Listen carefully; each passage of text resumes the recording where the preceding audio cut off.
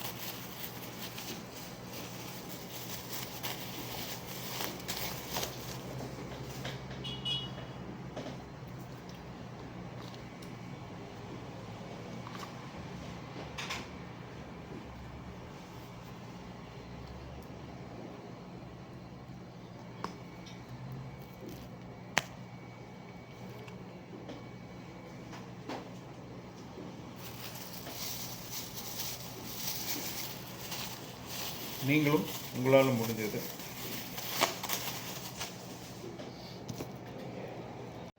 நண்பர்களே.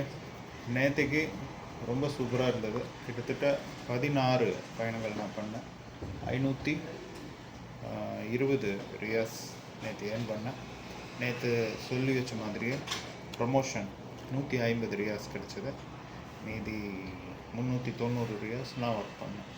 டோட்டலாக 540 ரியாஸ் நேற்று ஏர்ன் பண்ணேன். ரொம்ப சிறப்பாக இருந்துச்சு. நான் கூட டைமிங் வந்து மாற்றி ஒர்க் பண்ணுறோம், அது எப்படி ஒர்க் பண்ணுறது, ஏதாவது பிரச்சனை வருமா அப்படின்னு நினச்சேன். பட்டு ப்ராசஸாக தயவுசு எந்த பிரச்சனையும் இல்லை, சிறப்பாக ஒர்க் பண்ணேன். ஸோ இன்றைக்கி அதையவே கண்டினியூ பண்ணலாம் அப்படின்னு நினச்சிட்டு இன்றைக்கும் 4 o'clock ஸ்டார்ட் பண்ணுறேன்.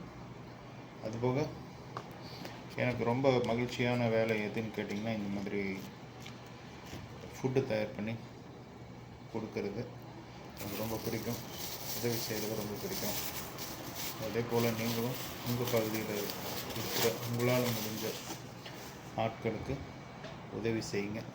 இறைவனுடைய பரிபூர்ண அனுகிரகம், ஆசீர்வாதம் எப்போதும் நமக்கு கிடைக்கும்.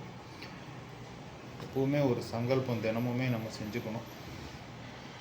என்ன சங்கல்பம்னா, நான் எனது வாழ்நாளில் யாருடைய உடலுக்கும் மனதுக்கும் துன்பம் தரமாட்டேன்.